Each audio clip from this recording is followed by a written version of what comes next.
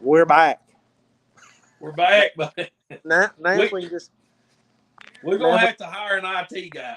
man, I tell you what, I'm going to do better on the road.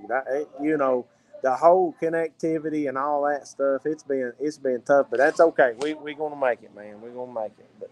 Yeah, But I don't know if we'll get the same audience back we had or not, but they can at least go back and watch us. So. we'll be back to normal next week, hopefully. Yeah, we'll be back long as nothing comes up or whatever else, and we got one person back anyway.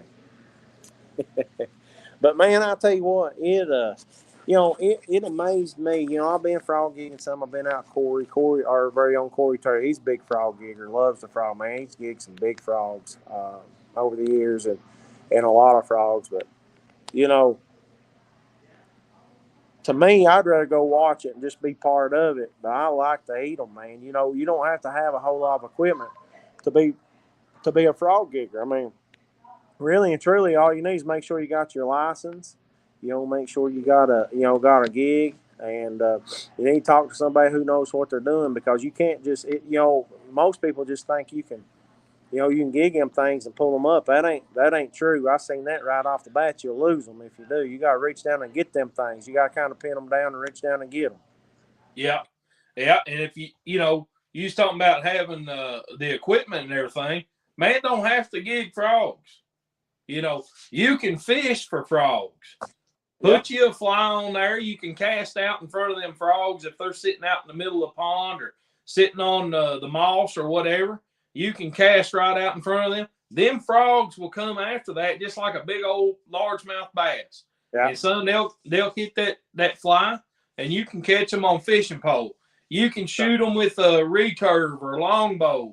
If you do that kind of traditional archery, you can get in a boat. You can reach over and grab them. What I call the herring claw, and but you can hand grab them frogs.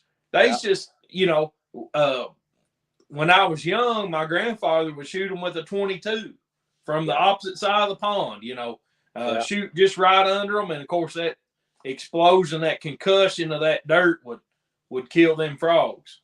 Yeah. And I mean, so obviously, if you're doing that, you need to make sure you're doing it in a safe manner. But there are different rules. If you're using a fishing pole, you got to have a fishing license.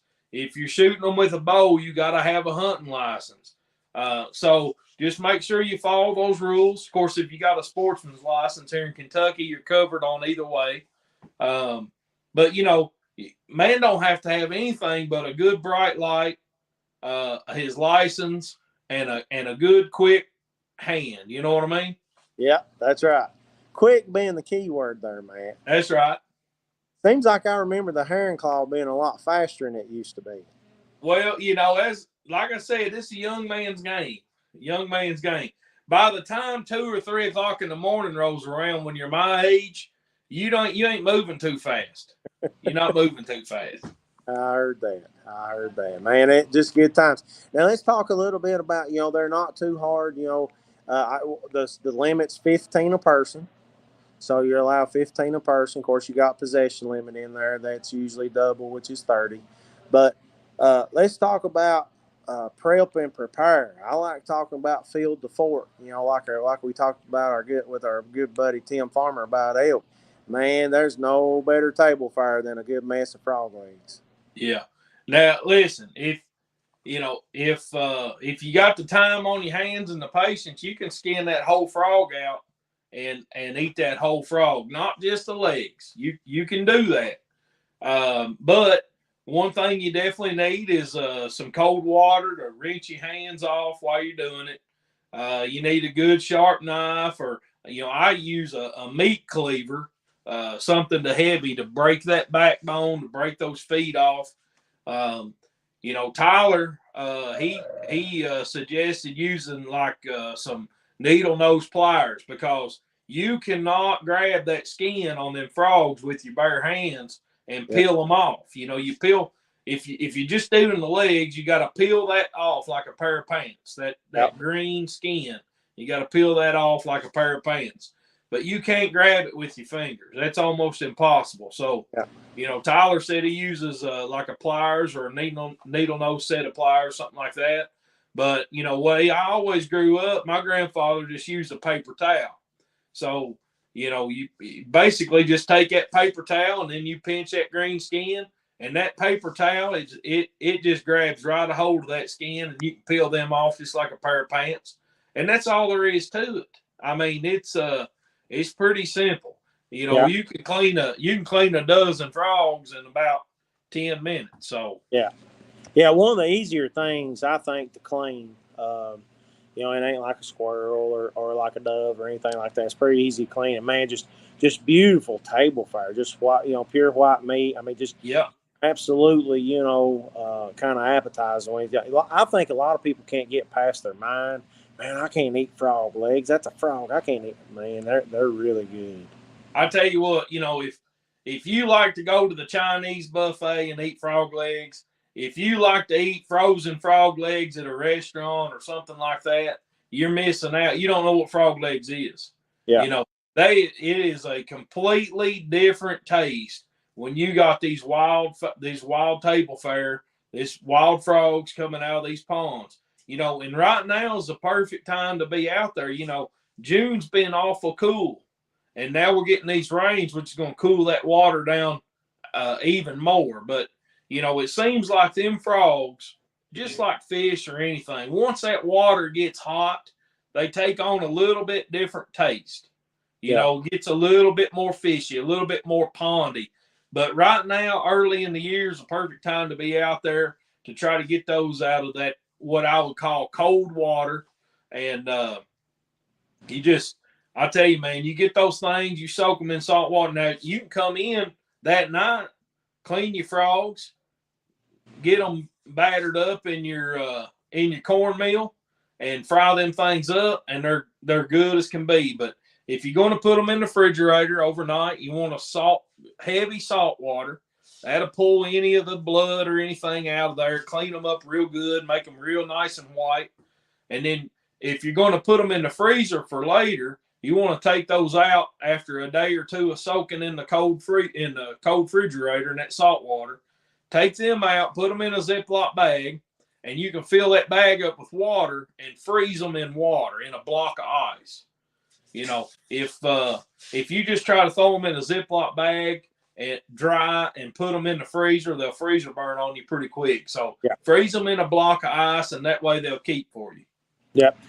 And one thing, that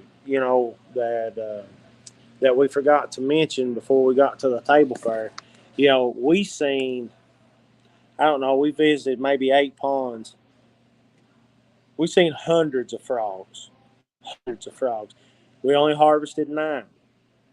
When you go to these ponds, don't take the little frogs, folks. Just make sure you're trying to get the mature frogs. It's like anything else. If you want to have this resource, for many years to come, you don't want to deplete it, and just take what you can eat, and try to get the more mature frogs. You can tell. You'll be able to tell them. You can actually list them. There's 2 or 3 different species in these ponds, more than that really, but when you're looking at them, you got a couple of different major species, but just get the big bullfrogs and leave the small ones, and you'll, even if it's a mediocre one, don't be greedy, and you'll have frogs for a long time to come. Yeah. And if you're putting a side dish like my favorite, biscuits and gravy, if you're putting biscuits and gravy with frog legs for breakfast, a man even my side don't need more than about 3 pairs. Yeah. So them 9 frogs, we took 9 frogs. That would have fed the 3 of us, you, I, myself, and Tyler.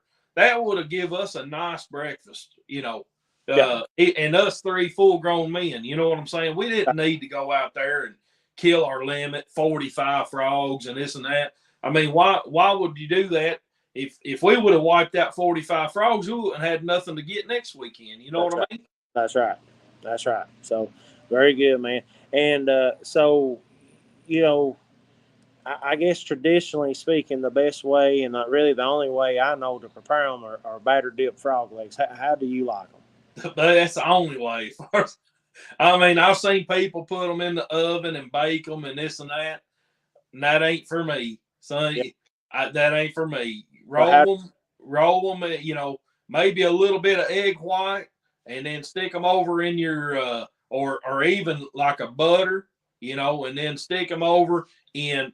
I like white cornmeal. I don't like yellow cornmeal, but now that's to each his own. But white cornmeal and flour mixture, or there's a what is that, Kentucky seasoning, Kentucky kernel seasoning, or yeah, something like that. It's got some pepper in there, a little bit different flavor. That's real good on frog legs too. yeah, very good. Yeah, man, I You love. you can do that. You can go to the flour, and then you can go to the egg whites and go back to your cornmeal and put a double dip of the batter on there or whatever. But I'm telling you, man, put them in a hot skillet and don't let them jump out on you. That's right. That's right. And they will jump. If they're fresh, if they're right out of the pond and they're fresh, and you batter them up, throw them in hot grease that night, guaranteed you'll be picking them up off of the You stove better, because they'll you better jump out. have, you better have your lid. Yeah. Very good, man. I tell you what, I can't thank you and Tyler enough. Thank you all. Appreciate you hosting us and Tyler coming down and going with us and going on that trip, and it's just phenomenal, man. I'm liking that stuff more and more. The big game stuff is good and everything, but trying this stuff that's kind of lost its way or non-traditional or things that people don't really think about. I'm liking that more and more. As a hunting society, we have allowed our children to get out of the small game woods.